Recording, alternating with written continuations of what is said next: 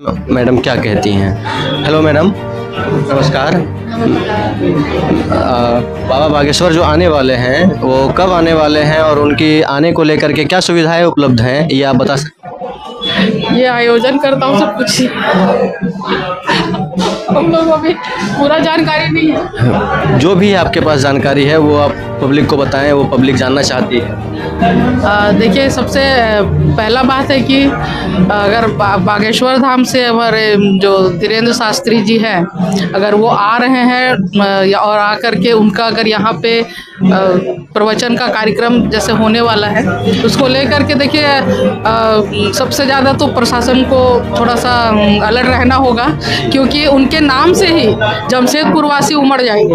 जी जी जी। जमशेदपुर के आसपास के लोग भी, मतलब मुझे लगता है देखिए हमारे झारखंड में जहाँ तक लोगों तक ये सब बातें जाएंगी कि इतने अच्छे प्रवक्ता यहाँ पे आ रहे हैं, धर्म से संबंधित सब बहुत सारी बातें बताएंगे और उनके दर्शन मात्र के लिए लोग व्याकुल रहते हैं। तो मुझे लगता है कि उनके आने से प्रशासन का चाक चौबंद का मतलब की सुविधा बहुत अच्छा से करना होगा और लोगों का जो भीड़ है उसको क्योंकि संभालना है, क्योंकि अभी कुछ वर्ष पहले जो ये जो बाबा आने वाले हैं, तो बाबा आने के कार्यक्रम में को लेकर के पब्लिक का जो भीड़ होने वाली है, उस भीड़ को देखते हुए सभी का ध्यान में, प्रशासन को खास करके ध्यान में देना होगा इस चीज़ को कि जो भीड़ है उस भीड़ को सभी शांति से बनाए रखें और शांतिपूर्वक जो है वो सभी कार्य हों। तो मैडम, जो बाबा आने वाले हैं ये कब आने वाले हैं?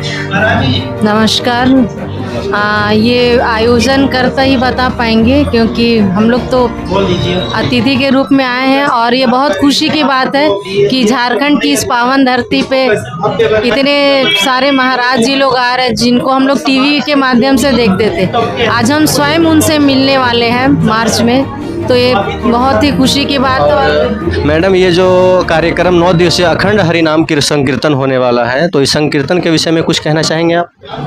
बिल्कुल, संकीर्तन ये तो जितने भी श्रोता हैं उनके लिए ये बहुत ही सौभाग्य की बात है कि हम संकीर्तन के माध्यम से अपने आध्यात्म को और जितने भी धार्मिक है वो पूरी जानकारी हम लोग को उनसे मिलेंगे। धन्यवाद मैडम। आइए और जानकारी लेते हैं कि बाबा बागेश्वर जो यहाँ पधारेंगे तो उनके सुविधाएं को लेकर के क्या सुविधा रखा गया है उनके लिए, और बाबा बागेश्वर को लेकर के क्या क्या यहाँ पे सुविधा उपलब्ध कराई गई है या क्या होने वाली है, वो सभी जानकारी आपको अब तक पहुँचा रहे हैं। बोले जी, बताएंगे। 8 मार्च को जो आ रहे हैं, हम लोग सब इतना खुश है कि जो हम लोग आज तक टीवी में देख रहे हैं उसको सामने देखेंगे और कुछ हम लोग भी अपने जानकारी लेंगे, जिसके लोगों को यहाँ हम लोग जमशेदपुर में आज तक नहीं आए। हम लोग चाह रहे थे कि वो आए और ये खुशखबरी आज हम लोग को मिल रहा है। तो बाबा 8 मार्च को आने वाले हैं?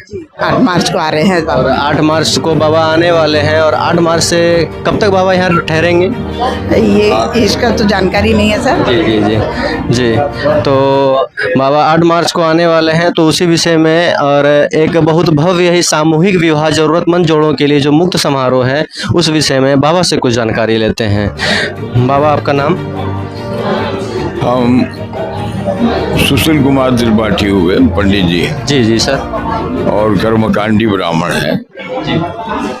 ये जिस प्रकार से आयोजन महायज्ञ का हो रहा है और जिस प्रकार से संतों का विराट सम्मेलन, जितनी बात अभी आचार्य महोदय बोले, तो इसके अनुसार से सन 1981 1981 श्री श्री गंगागिरी कैलाश धाम मौनी बाबा, इन्होंने 1981 में अपने तपस्या के समापन के समय एकादश महारुद्र यज्ञ और विराट संत सम्मेलन, तो बाबा ये जो महालक्ष्मी नारायण महायज्ञ एवं धर्म सम्मेलन का भव्य आयोजन किया गया है, तो इस भव्य आयोजन में जो श्रद्धालु आने वाले हैं, यहाँ पे जितने भी भक्तजन आने वाले हैं, तो उन भक्तजन को लेकर के जो तैयारियां की गई हैं, वो तैयारियां और पब्लिक की सुविधा के लिए जो मुहैया कराई जाएगी, यहाँ पे जो पब्लिक आएगी, जो श्रद्धालु यहाँ पे आएंगे, उनकी सुविधा के लिए आप क्या कहना? देखिए, व्यवस्थाओं को तो बनाया ही जाएगा जो व्यवस्थापक है उस पर तो उसी चर्चा के लिए बैठते हैं लोग, मीटिंग करते हैं, भाई हमारा इतना बजट है कैसे आएगा। मैं ये पहले बताना चाह रहा हूँ कि 1981 में दुमानी नदी की जमीन पे यज्ञ और विराट संत सम्मेलन के बाद ये विराट होने जा रहा है।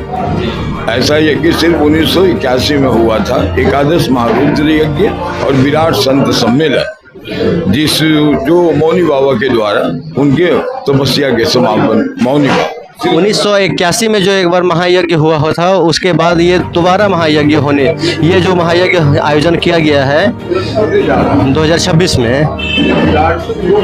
जी जी जी जी। झारखंड में यहाँ जमशेदपुर की धरती पे पहले नदी के इस पार हुआ था, अब नदी के उस पार हो रहा है, अंतर बस इतना ही। और बाबा ये जो सामूहिक विवाह कार्यक्रम जरूरतमंद जोड़ों के लिए समारोह किया गया है, तो ये कितने जोड़ों, 1001 या 108 बाबा? इस विषय पे तो आपको सारा कार्यक्रम वो देंगे जिनके पास में सारा ब्यौरा है।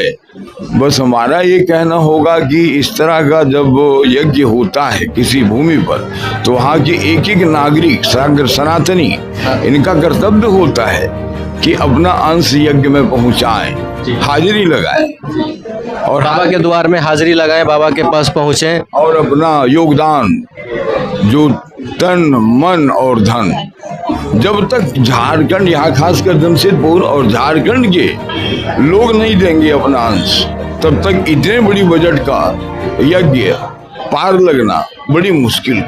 जमशेदपुर के वासियों को और जमशेदपुर के सभी जो भक्तगण हैं, सभी से ये बाबा कहना चाह रहे हैं कि सभी भक्तजनों को अपना तन मन और धन से थोड़ी थोड़ी जो सहायता है वो सहायता की जाए, ताकि जो इतना बड़ा महायज्ञ जो रखा गया है, उस महायज्ञ में कहीं ना कहीं उनका थोड़ा सा सहयोग एक अच्छा कार्यक्रम को लेकर के, एक अच्छे कार्य को लेकर के संपन्न किया जाएगा।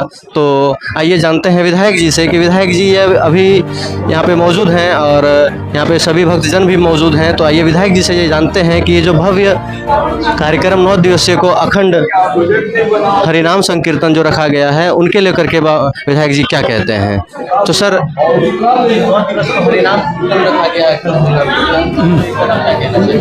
इसमें भव्य और ये जो संत समागम है, इस संतों की डुबकी लगाने हमारे यहाँ का झारखंड वासियों को बहुत ज़रूरी है।